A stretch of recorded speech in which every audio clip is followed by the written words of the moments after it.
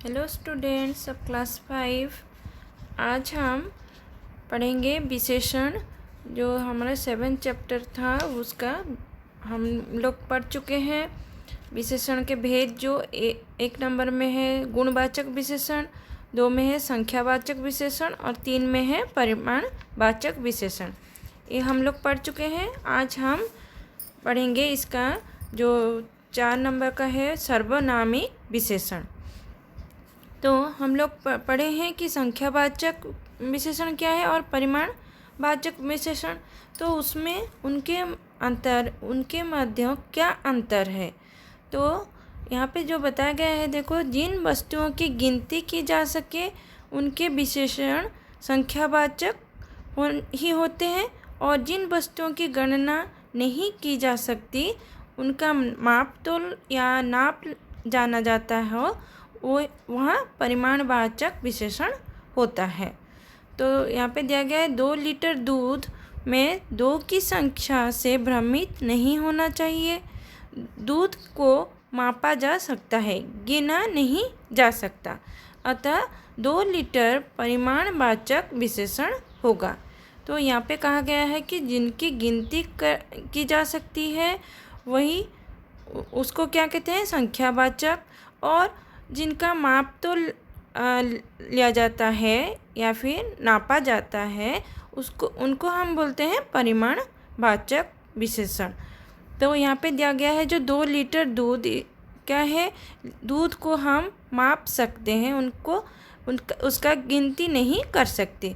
तो क्या है 2 लीटर दूध का मतलब 2 लीटर यहाँ पे है परिमाणवाचक विशेषण। कुछ आम में आमों की गिनती संभव है, तो अतः संख्यावाचक विशेषण होगा। तो क्या है, आम हम लोग गिनती कर सकते हैं तो उसको हम संख्यावाचक विशेषण कहेंगे। यहाँ पे दिया गया है नमन ने 2 केले खाए। 2 केले, 2 का मतलब कि गिनती की जा सकती है तो उसको हम कहेंगे संख्यावाचक विशेषण। कमीज के 2 मीटर कपड़ा चाहिए, कमीज के लिए 2 मीटर कपड़ा चाहिए, तो क्या होगा ये परिमाणवाचक। फिर है मैंने कुछ पृष्ठ पढ़ लिए हैं, तो यहाँ पे कुछ होगा संख्यावाचक।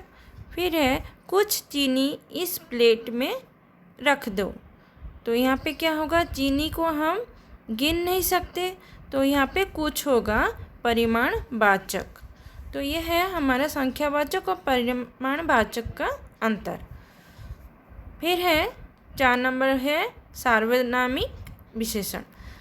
सार्वनामिक विशेषण क्या होता है, जब निश्चयवाचक या अनिश्चयवाचक सर्वनाम विशेषण का काम करते हैं उन्हें सार्वनामिक विशेषण कहते हैं। तो सार्वनामिक विशेषण क्या है, निश्चयवाचक और अनिश्चयवाचक सर्वनाम विशेषण का काम करते हैं। ये सर्वनाम किसी संज्ञा से पहले आते हैं और संज्ञा के विशेषण के रूप में प्रयुक्त होते हैं, कि जैसे कि वह घर, यह किताब, कोई लड़की। यहाँ पे और उदाहरण के तौर पर दिया गया है, यह गुब्बारा ऋचा का है, उस व्यक्ति को यहाँ भेज दें, कोई जानवर आ रहा है, उसका घर इधर है। तो यहाँ पे है जो यह, उस, कोई, उसका, क्या है, ये सर्वनाम होते हुए भी सर्वनामिक विशेषण हैं यहाँ पे, क्योंकि ये संज्ञाओं से पहले आकर उनकी विशेषता बता रहे हैं। तो ये सब क्या है, ये संज्ञाओं के पहले आ रहे हैं और उनकी विशेषता जो है बता रहे हैं, इसीलिए उनको हम सार्वनामिक विशेषण कहेंगे। तो यहाँ पे जो है ध्यान देना चाहिए कि संज्ञा के पहले आने वाला हर सर्वनाम सार्वनामिक विशेषण नहीं होता है। जो सर्वनाम संज्ञा के पूर्व आए तथा उस संज्ञा की विशेषता बताए तभी वो विशेषण होता है। तो यहाँ पे जो बताया गया है कि सार्वनामिक विशेषण क्या होता है कि जो सर्वनाम क्या है, संज्ञा से पहले आता है और संज्ञा की विशेषता बताता है, तो उसको हम सार्वनामिक कहते हैं। तो सारे सर्वनामिक विशेषण नहीं होते हैं। जो सर्वनाम संज्ञा के पहले आता है और संज्ञा की विशेषता बताता है उसको ही हम सर्वनामिक विशेषण कहेंगे। जैसे कि यहाँ पर दिया गया है, यह घर गरिमा का है, वह गरिमा के घर जाएगी। तो यहाँ पे क्या है, दोनों में गरिमा दिया हुआ है, पर पहले वाक्य में क्या है, यह सर्वनाम है और घर संज्ञा के बारे में बता रहा है। तो क्या है, तथा घर जो है संज्ञा के पहले आया है, अतः यह है सर्वनामिक विशेषण। दूसरे वाक्य में क्या है, जो वह गरिमा के घर जाएगी, तो यहाँ पे क्या है, वह सर्वनाम गरिमा संज्ञा के पहले आया है, लेकिन क्या है, वो गरिमा की संज्ञा के बारे में, गरिमा के बारे में कुछ नहीं बता रहा है, अथवा वह क्या है, गरिमा का कोई भी विशेषता नहीं बता रहा है। तो जो है दूसरे वाक्य में वह सर्वनाम ही है, विशेषण नहीं है। तो फिर है यहाँ पे विशेषण के लिए आए विशेषण, क्या जो विशेषण के लिए और एक विशेषण जब हम प्रयोग करते हैं तो उसको हम बोलते हैं प्रविशेषण कहते हैं। जैसे कि बहुत बड़ा तालाब, तो यहाँ पे क्या है, तालाब का विशेष दिया है बड़ा, तो बड़ा है विशेषण यहाँ पे। तो बड़ा से भी बड़ा का फिर विशेषण दिया हुआ है बहुत, तो यहाँ पे है, इसीलिए बहुत क्या है, प्रविशेषण होता है। ठीक है। फिर यहाँ पे संज्ञा शब्दों से विशेषण कैसे बनाया जाता है, तो कुछ यहाँ पे शब्द दिए गए हैं, उनके जो विशेषण यहाँ पे दिया गया है। जैसे कि धर्म शब्द का, धर्म का संज्ञा का विशेषण क्या होगा, धार्मिक। प्रांत का प्रांतीय, पंजाब का पंजाबी, भूगोल का भौगोलिक, सम्मान सम्मानित, कुल का विशेषण होगा कुलीन, गर्व का गर्विला। ऐसे ही वर्ष का विशेषण वार्षिक, राष्ट्र का राष्ट्रीय, गुण का विशेषण गुणी, कृपा का कृपालु, निश्चय निश्चित, स्वदेश स्वदेशी, धन धनी।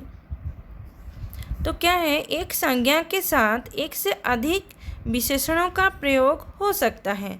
तो हम यहाँ पे देखेंगे कि एक विशेषण, एक से भी अधिक विशेषण का प्रयोग हम लोग कर सकते हैं, लेकिन ये विशेषण परस्पर विरोधी नहीं होने चाहिए। एक ही व्यक्ति मोटा और पतला दोनों नहीं हो सकता। तो क्या है, एक हमारे जो है एक से अधिक विशेषण का प्रयोग किया जा सकता है, पर वो विशेषण, उन विशेषणों का क्या है, परस्पर में विरोधी नहीं होने चाहिए। जैसे कि यहाँ पे दिया गया है, राहुल प्रतिभाशाली, परिश्रमी और समझदार विद्यार्थी है। तो यहाँ पे है जो इस वाक्य में हम आलसी, मूर्ख आदि विशेषण का प्रयोग नहीं कर सकते, क्योंकि हम यहाँ पे प्रतिभाशाली, परिश्रमी, समझदार बोल रहे हैं। तो यहाँ पे फिर प्रतिभाशाली, परिश्रमी और मूर्ख ऐसे नहीं हो सकता है। तो क्या है, एक जब विशेषण एक से अधिक विशेषण प्रयोग में आता है तो उनके परस्पर विरोधी नहीं होना चाहिए, नहीं हो सकते। तो यहाँ